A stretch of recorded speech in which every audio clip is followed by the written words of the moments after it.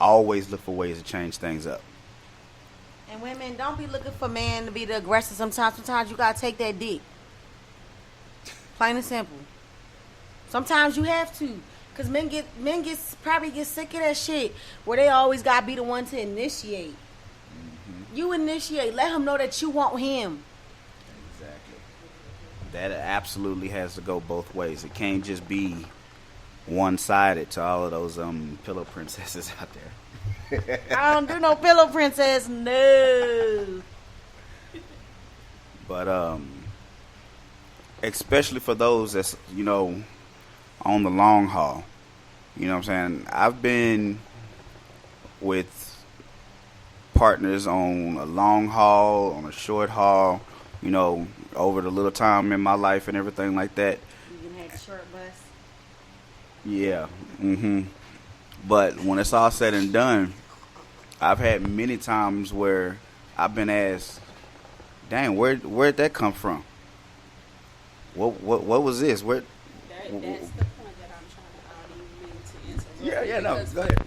I don't mean to interrupt you because, for the simple fact, I talked to a whole bunch of friends and that's been in relationships for a long time, and that ended up being the thing because you was like, every day it's spice, it's jumping and stuff like that. Then it get to the, I don't know if this a man thing, because when it becomes your wife or it becomes something serious, it's like you don't want to do those spicy things no more with your girl, because you get married and then it get boring.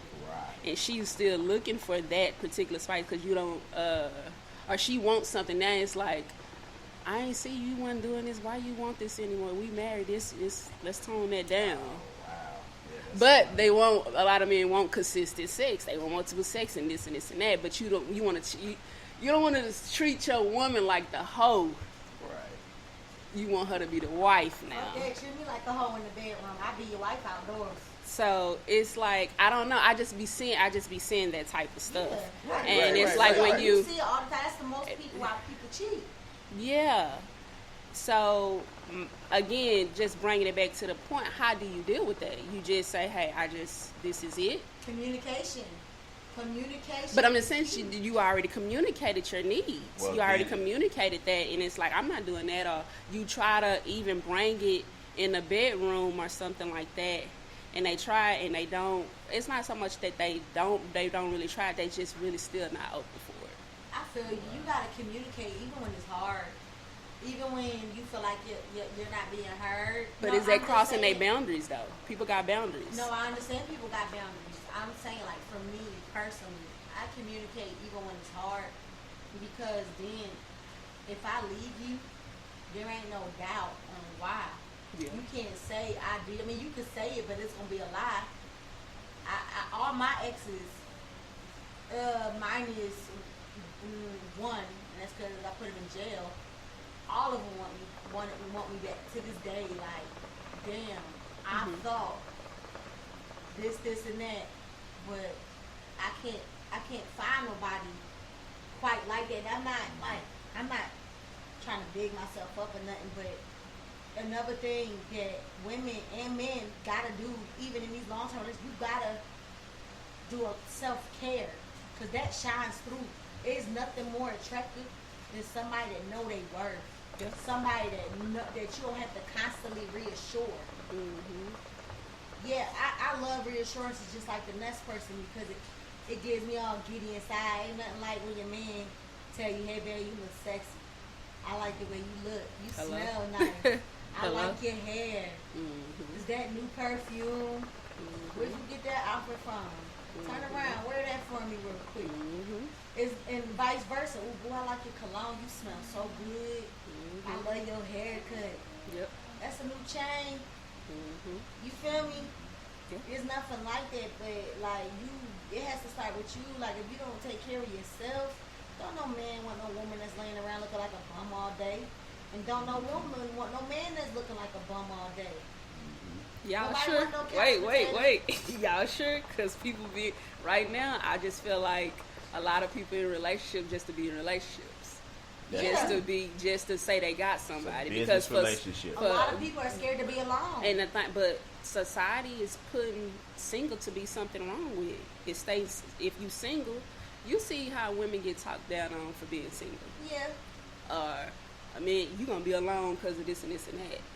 Yeah. So it's just that a lot of people are just in relationships just to be in And also relationships. that all comes back to knowing your self-worth. Yeah, it And your does. value. You got to, I literally It's inflation took too. I It's literally cheaper. took a- yeah, it is. That's the big thing I they took still in a break. relationships. I took a break from dating and dated myself. I think everybody should be able to do I had that. to learn. I take myself on dates. Yeah. To this day, like I've had to Me, learn. I leave my husband and my kid. Hey, I'm going to go eat by myself. Quit. Quit. Yeah, that me I tell him, time hey, is important. yeah. Like my me time is reading my books. I do too. Mine is reading my books. It allows me to escape into a world that don't exist, but it's very real to me because it's like, damn, I feel that, or I can relate. And writing and music is also a release. You gotta find your release. You gotta find your happy points and what keeps you stable mentally and emotionally. You can't put that on somebody else. That's so unfair. Right. And it is low key selfish. Yeah. If So you put your happiness on someone else, it's going to fail each time. It is. It's going to fail each time if your happiness relies on what this person do or how they move. It's okay to be invested in somebody, but don't be so invested that you lose yourself. You lose the person that they fell in love with. my thing is with all of this, I feel like between men and women, right? What you did to get each other, you should be willing to do down the road along the lines to keep each other. You know what I'm saying? Don't sit there and, change up and be like, oh, well, I some people be like, oh, well, I got you now. Ain't no need to do that. You know what I'm saying? The funnest part of the relationship, okay, maybe I'm speaking for myself, but, y'all tell me if y'all agree, is when you first get together and everything like that. Because then you putting your best foot forward. Then that's when you make sure you dress nice, you make sure you keep yourself up and everything else like that.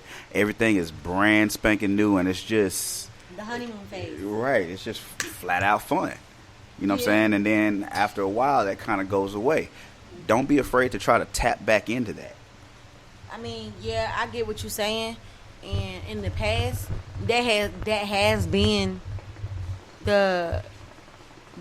true for me. But in the relationship I'm in now, like, just to be completely honest, that person hasn't stopped doing what they did to get me, and I haven't stopped doing what I did to be with them.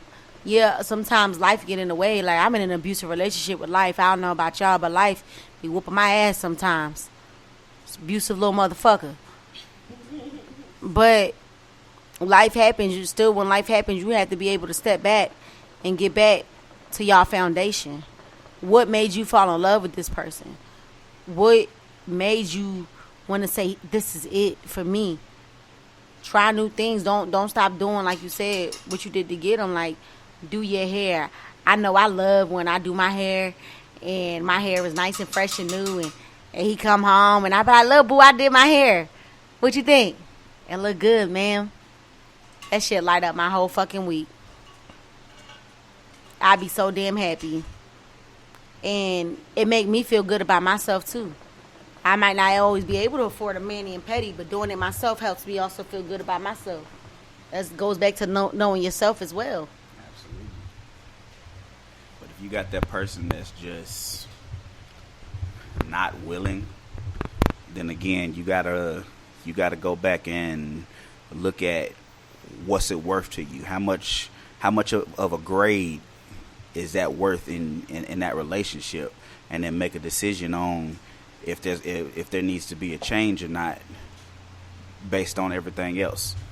There's a lot of independent women out here in these days that can literally do things on their own, and it's starting to seem like there's more women that can do things on their own than there is men, in these days. And my thing is, I hear a lot of stories from women about this that happens and that happens, and sometimes I just sit down and just shake my head. But you never know what the full story is. And unless that communication is there for you to be able to talk to that man or woman to say, hey, what's going on? You know what I'm saying? If you got somebody that's not willing to move, then that's why you have people out here that got open relationships, because they want to go get what they need from somebody else and probably still be able to come back home. Not to say that that's the answer always, but at the same time, that's something that, you know, you got somebody that's not willing to move, willing to change, and that's something that you feel like that you need.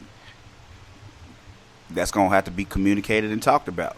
And my thing is, you never know how your partner will jump when you say, hey, can I go get this from somewhere else? No. Let me try to do something. I know I said that I wasn't going, you know, do this, that, and the other, but you never know. That part. That's just like a job, you know what I'm saying? You're not getting your way on the job, and when you get ready to turn in that 2-week resignation, well, can we pay you more to stay? You know what I'm saying? So, yeah. Again, I feel like it has to start by communication, you know what I'm saying? Like communication is key. I feel like a lot of people also get stuck. A lot of people also get stuck in what that person did for them and not what they're doing now. I know I did. I got stuck like that. Especially when it's like so much that, especially when it's yours and it's so much being, you got to really sit down and think about, or it's shared between you two, and so that weighs a lot because you just can't pick up and leave.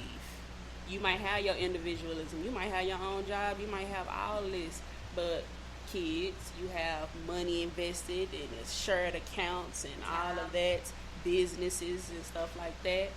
I mean, yeah, time too, but when you think about it, time gonna keep moving regardless. Yeah. Time is an illusion. All of this is made up. Yeah, so at the end of the day, right. But if you place it so much on time, the time that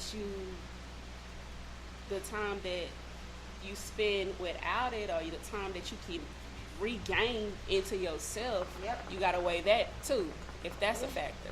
And I feel like that go with friendships too, because I had a friendship that I had when I just come out of high school, was going to college, and this girl was my best friend. She was my best friend. Couldn't nobody tell me different. And over the years, I've recently had to ask myself, like, is she my best friend? And my answer, it was sad to say, but no. Because I grew. And she didn't. And then I had to look at the nature of the relationship, and I realized I was putting more effort than she was. We lived around the corner from each other. But I didn't really see her unless I popped up on her or begged her to come to me, but she was calling me her best friend. We were best friends. And what bonded us really close was this girl saved my life. It was this guy. I had met him.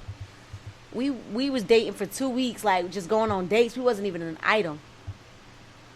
We hadn't even had sex yet. And I noticed some red flags. So I decided I don't want to fuck with him. Don't you know this man stalked and followed me and was dragging me through the streets by my damn hair? I'm screaming for help. I'm screaming for help. Everyone's ignoring me. I'm in the store. Drag me out the store. I'm asking everybody to call the cops, asking for help. This man tried to kill me. I got because she was living right down the street. It got in contact with her. She came up with an aluminum bat and whooped his ass. And I held on to that and for our whole friendship. But she didn't really do nothing the rest of the friendship but take. Because of the way it started.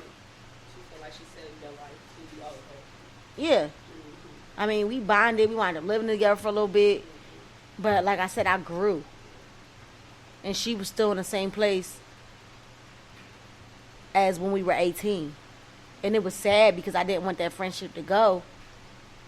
But I had to acknowledge that. And I had to learn, like, see, she didn't have my best interest at heart. Whenever there was drama or something, she was around. In it. I ain't necessarily saying have my back, but she was in it. She knew everything. And she was always like this one person I didn't want to keep in contact with no more. For some reason, she was always running into this person and relaying messages to me. And I'm like, I kept telling her I don't want to know. But she kept bringing it.